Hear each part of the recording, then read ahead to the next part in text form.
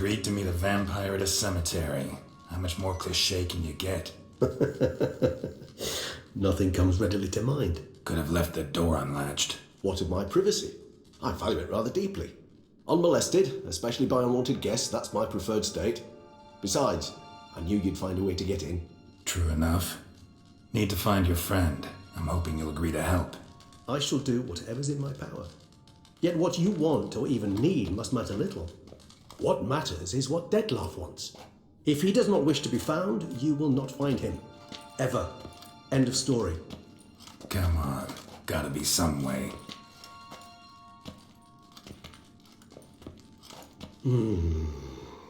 Vampires can evade detection by the senses, and no divination magic works on us. Even the most precise megoscope would be useless. And this? Could this help? Wherever did you get that? Off one of the beast's victims, found by a bend in the river. Body was chopped in pieces. 3 of those pieces were hands. Hand with the ring seemed the odd one out.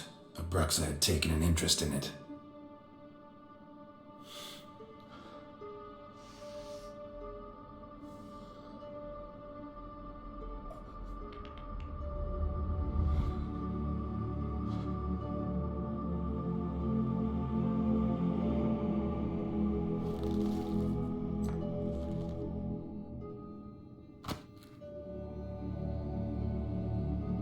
It's Detlef's hand, without a doubt.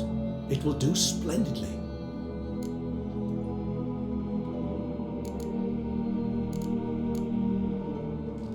Ring's pretty intriguing. Made of no metal I've ever seen.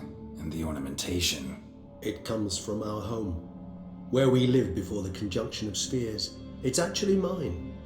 I received it from a dear old friend. You might call him a humanist. He saw us vampires as guests here, guests who owe their hosts, meaning you humans and the elder races, respect. Respect? Meaning not to treat us like cattle to be slaughtered for food? Precisely. And the reason why I in turn gave it to Detlef. To remind him of the ideals my old friend championed. Can't you just summon Detlef? You're both higher vampires, there's gotta be a way. If I'm to be entirely candid, there is indeed one. But believe me, we will be better off never availing ourselves of it. It is a last resort. Absolutely. Last resort? The hell? Why? There is a being who can summon Detlef. Possesses the authority, even the power, to force him to appear in a given place. But the very act of contacting this being, well, it's akin to walking a slack line extended over a chasm filled with molten lava.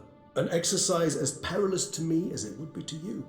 A risk I'm unwilling to take. I beg you, let's do it my way. It will be both quicker and easier. The hand. What do you plan to do with it?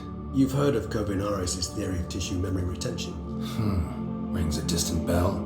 Read about it in Alchemia Oblitera. There's a copy at Kermoran, tattered, nearly disintegrated.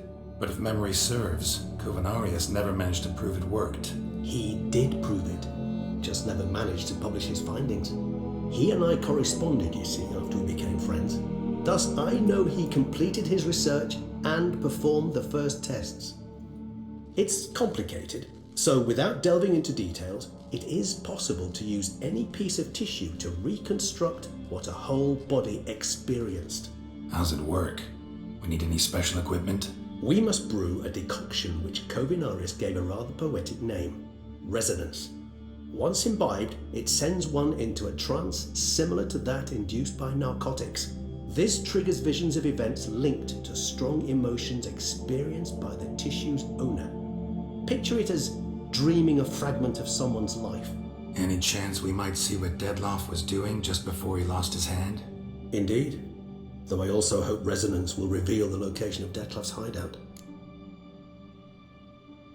Kovinaris spent half his life proving his theory. Wild guess. Making a dose of resonance won't be easy. You guessed correctly.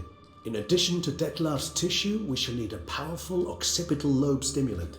Effectively a poison, to make one susceptible to visions. Well, got a few ingredients to choose from. Unfortunately, all are pretty rare. There's mamoon glands, but closest ones I know of are in Vizima. A spotted white saliva would also serve, but they were culled to extinction over a century ago. Could go with a kobold's eyes, but the creatures are sentient. Rather not gouge one's eyes out. Given that we lack the time to sleuth this out ourselves, permit me to summon some help.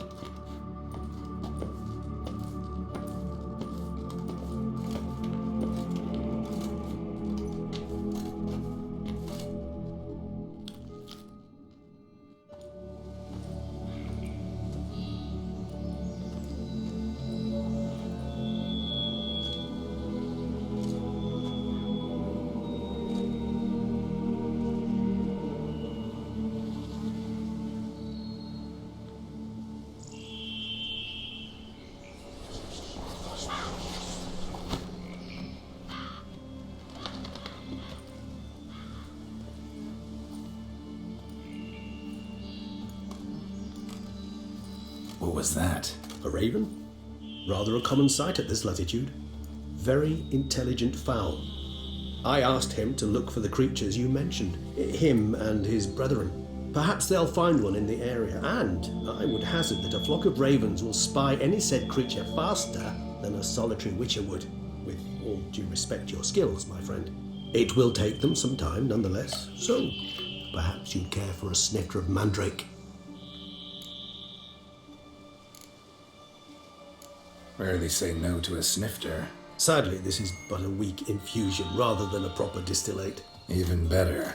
I remember your mandrake hooch. Made people say things they'd have rather kept to themselves. Now, what could Geralt of Rivia prefer to keep to himself?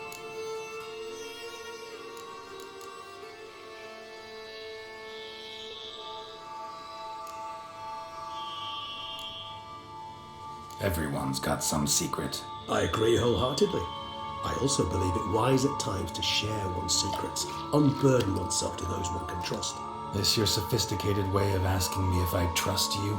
I prefer almost always to ask you directly. It seems a test of intelligence, one you just passed. Maybe you should go first. Reveal one of your secrets. After all, you vampires lead very interesting lives. Anything in particular interest you?